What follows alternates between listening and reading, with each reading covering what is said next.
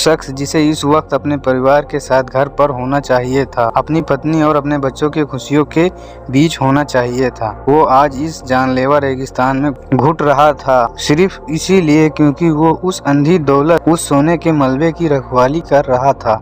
लालच ने उसे अपनों से दूर एक ऐसे पिंजड़े में ला खड़ा कर दिया था जहाँ से वो वापसी का रास्ता धुंधला होते जा रहा था। और अब इस वीराने में उस रहस्यमयी औरत का आना उसकी इस खौफनाक दुनिया को हिलाकर रख चुका था। वो शख्स डर के मारे हवाई जहाज के मलबे में सांसें रोके दुबक गया। उसे लगा कि वो बच जाएगा, लेकिन वो नहीं जानता था कि वो औरत की तेज नजरें उसे पहले ही देख लिया था। सन्नाटे को चीरते हुए एक आवाज आई, टैप टैप। औरत ने हवाई जहाज की खिड़कियों के कांच पर दस्तक दी। मलबे के अंदर बैठा शख्स का दिल जोर जोर से धड़कने लगा। उसने अपने सोने के टुकड़े वाले उस झोले यानी बैग को कसकर छाती से भींच लिया, मुंह से एक लफ्ज भी नहीं निकाला। घबराहट इस कदर हावी थी कि उसने चुपके से उसने झोले को एक तरफ छिपा दिया ताकि उस औरत की नजर उस पर ना पड़े। औरत घूमकर हवाई जहाज के टूटे हुए हिस्से की तरफ आई और नीचे घुटने के बल बैठ गई ताकि अंदर छिपे उस शख्स का चेहरा देख सके। वो शख्स भूत की तरह जम गया था। उसने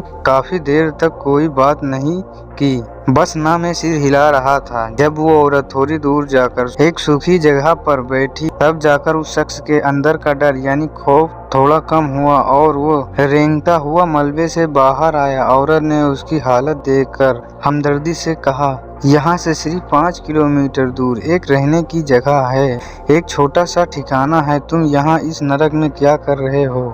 चलो मेरे साथ, वहाँ आराम कर लेना। लेकिन सोने के नशे में चूर उस शख्स ने तुरंत मना कर दिया। उसने कड़कती हुई आवाज में कहा, नहीं, मुझे यहीं रहना पसंद है, मैं कहीं नहीं जा रहा हूँ। यही उसकी सबसे बड़ी गलती थी। इस जानलेवा हुई रेगिस्तान में कोई इंसान बिना किसी वजह से सिर्फ शौक के लिए नहीं रुक सकता। औरत के दिमाग में तुरंत एक मिस्ट्री ने जन्म लिया। उसका शक गहरा हो गया।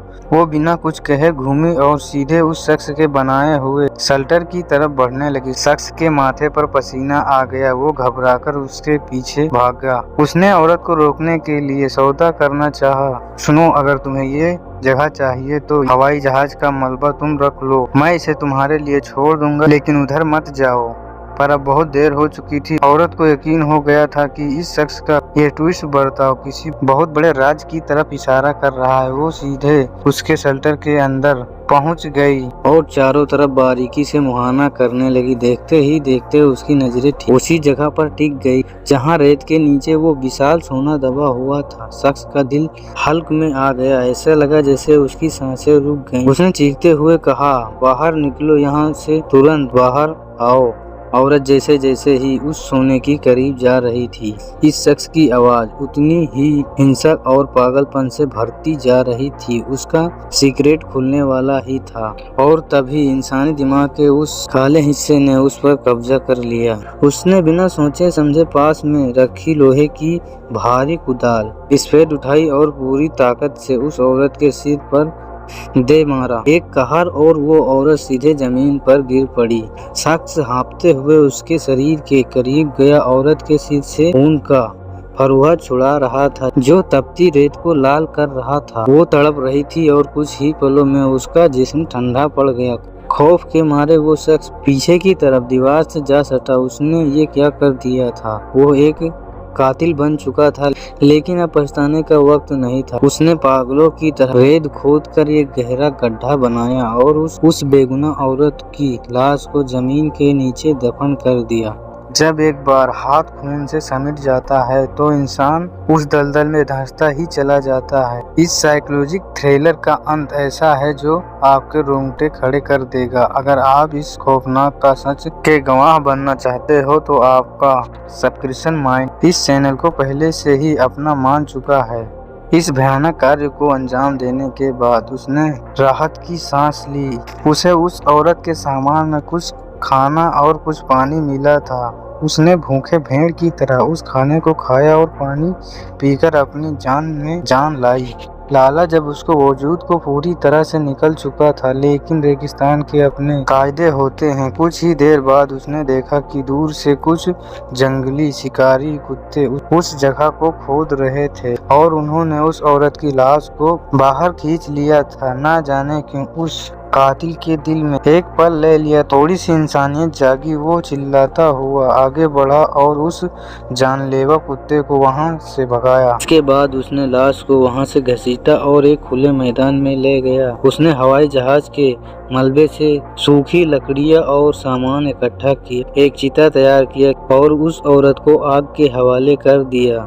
राख का धुआं आसमान में उड़ रहा था और वो शख्स वापस अपने सोने के पास आकर बैठ गया। लेकिन उसके दिमाग में एक ऐसा वहम, एक ऐसा डार्क सिगरेट बैठ गया था जो उसे अंदर ही अंदर खाने लगा। क्या वो औरत वाकई मर चुकी थी या उसकी आत्मा अब भी यहीं भटक रही थी? इस गुनाह की उसे एक बहुत बड़ी और बहुत दर्दनाक कीमत चुकानी पड़ने वाली थी। अगली सुबह उसके फोन की तीखी घंटी ने उसे नींद से जगाया। उसके साथी का फोन था। साथी ने हंसते हुए कहा, भाई मुझे एक्सबीटर जेसीबी मिल गई है, लेकिन ये मशीन बहुत भारी है जिसकी वजह से मेरी गाड़ी की स्पीड बहुत कम हो गई है। मुझे आने में थोड़ा वक्त लगेगा, तुम थोड़ा और टिके रहो। शख्स का हौसला टूट रहा था कि वो सोने जैसी आवाज में बोला, मैं और कितना बर्दाश्त करूं, यहाँ हालत खराब है। तभी उसके दिमाग की बत्ती जली। उसे याद आया कि जब वो दोनों साथ थे तो उसकी गाड़ी के इंजन एयर पाइप में खराबी एनिसिंग टीबोल ईशो की वजह से गर्म होकर बंद हुआ था और पिछली बार जब साथी ने फोन किया था तब भी उसने वही बहाना बनाया था। गाड़ी का इंजन ओवरहीट हो गया है, इसीलिए वो लेट आ रहा है। शख्स ने अपनी आवाज को सामान्य करते हुए पूछा, अच्छा ये बताओ तुम और कितना टाइम लगाओगे? क्या तुमने वो पाइप ठीक कर लिया? दूसरी तरफ से साथी ने जो जवाब दिया उसने इस शख्स के होश उड़ा दिए। साथी का जवाब वही झूठ और चालाकी साफ झलक रही थी। वो सिर्फ एक धोखेबाज के पास हो सकती है। वो शख्स अब समझ गया, लेकिन उसने फोन पर पूछा नहीं। उसके साथी ने उसे जानबूझकर वहां तड़पने के लिए छोड़ रहा था। तभी दूसरी छीती पर उसे धूल का बवंडर उड़ता हुआ दिखा। एक अनजान गाड़ी उस सुनसान रास्ते में गुजर रही थी। वो गाड़ी उसके इस सोने के ठिकाने के बेहद करीब से निकलने वाली थी। उस शख्स ने फोन काटा, अपना झोला उठाया और बाहर की तरफ भागा। वो मदद के लिए हाथ उठाने ही वाला था कि वो रुक गया। उसके कदमों को किसी ने जकड़ लिया था। उसने मुड़कर उस सोने की तरफ देखा। उसके दिमाग में एक भयानक जंग छिड़ गई। अगर उसने इस गाड़ी को रोक लिया तो वो इस नरक से तो बच जाएगा, लेकिन इस सोने का राज पूरी दुनिया के सामने आ जाएगा। उसे इस दौलत को बांटना पड़ेगा। अंधा लालच ने एक बार फिर से उसकी बुद्धि भ्रष्ट कर दी। उसने खुद को एक झड़ी के पीछे छिपा लिया। उसने गाड़ी को चुपचाप अपनी आंखों सामने से गुजर जाने दिया।